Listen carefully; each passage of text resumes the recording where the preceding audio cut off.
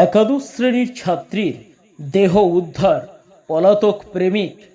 দক্ষিণ চব্বিশ পরগনার নরেন্দ্রপুর থানা এলাকার চড়কতলার একাদশ শ্রেণীর ছাত্রী সায়ন্তিকা মণ্ডল, বয়স বছর 17-র কাছাকাছি, তার দেহ উদ্ধার ঘিরে চাঞ্চল্য ছড়িয়েছে।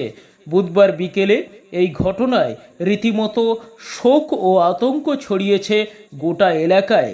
অভিযোগ, ঘটনার সময় ঘরের ভেতরে উপস্থিত ছিল সায়ন্তিকার প্রেমিক ক্রিস দাস। স্থানীয় বাসিন্দারা দেখে ফেলতেই সেখান থেকে তাকে উদ্ধার করে হাসপাতালে নিয়ে যাওয়া হয়। তবে চিকিৎসক সায়ন্তিকাকে মৃত বলে ঘোষণা করেন। এই ঘটনার পর থেকেই পলাতক ক্রিস।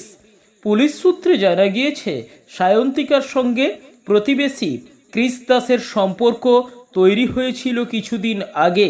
তবে ক্রিসের বিরুদ্ধে আগেও এলাকার একাধিক মহিলার সঙ্গে খারাপ ব্যবহার করার অভিযোগ ছিল।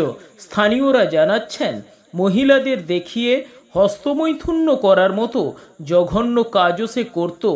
এ নিয়ে বহুবার ক্রিসের পরিবারের কাছে অভিযোগ জানানো হলেও তারা কোনো ব্যবস্থা নেয়নি। বুধবার বিকেলে সায়ন্তিকা ও ক্রিস ফোনে কথা বলেছিল বলে দাবি পরিবার সূত্রের। ঘটনার কিছুক্ষণ আগে সায়ন্তিকা তার মাকে মেসেজ করে সমস্ত সোশ্যাল মিডিয়া ও ফোনের পাসওয়ার্ড পাঠিয়ে দেয়। তখন বাবা মা দুজনেই কাজে বাইরে ছিলেন এবং ছোট বোনও টিউশনে গিয়েছিল, ফলে বাড়িতে কেউ ছিল না।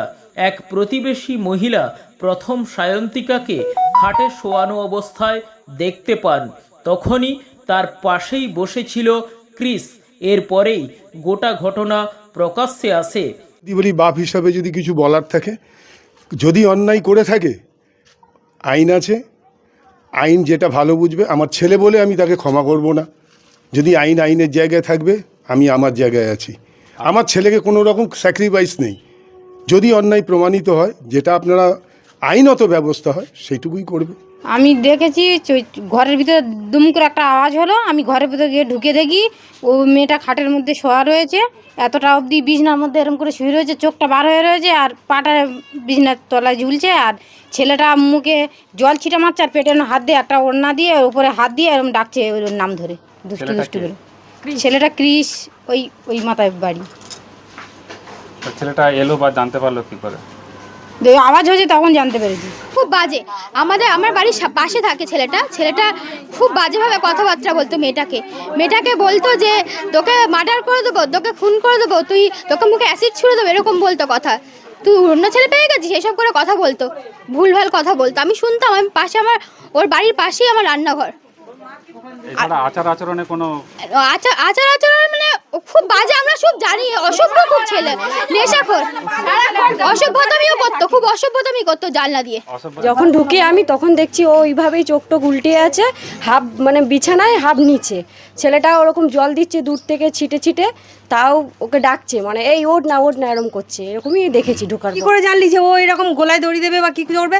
বলছে কাকি ও তো আমার সাথে ফোনে কথা বলছিল, ফোনে কথা বলতে বলতে ওর ফোন ধরছে না বলে আমি দৌড়ে এসেছি। আচ্ছা দৌড়ে এসেছি, তার মানে তোদের ফোনে করছে ঝগড়া হয়েছে, তার মানে তুই জানিস ও যদি গোলায় দড়ি দেবে তুই আশেপাশে কোনো বাড়িতে ডাকলি না, তুই আগে ঘরের মধ্যে কেন? আর ও যে গোলায় দড়ি দিয়েছে সেটা তো প্রমাণ কিছুই নেই, ও তো শুয়ে আছে। আর কোনো যে ওর গোলায় যে ফাঁস দিয়ে ও টাঙানো আছে, তুই কাউকে ডাকলি না, তুই কী করে একা একা কী করে খুললি?